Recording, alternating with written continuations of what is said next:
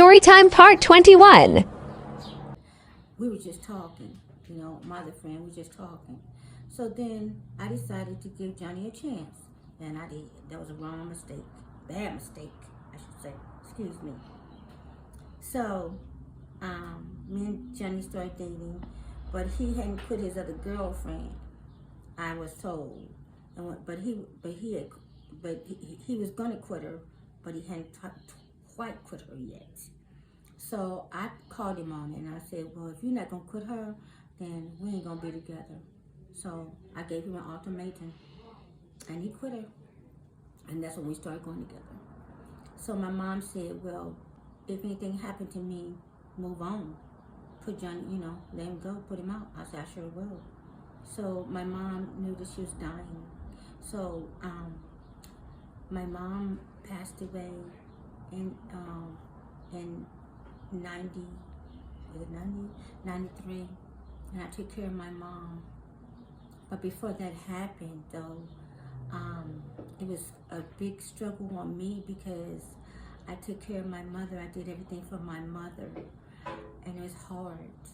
Being that said, I did everything. I mean, she was so sick that she had to eat. Matter of fact, she couldn't swallow.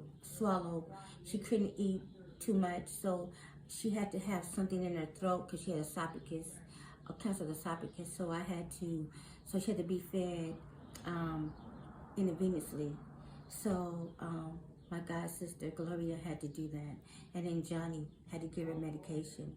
So they would come in the afternoon or at night to do that, and then I was there with her, like in the evening time, all the time. And I was taking care of her, wash her clothes, put her in the bed, change her. And I told people that I wasn't gonna put her in a nursing home.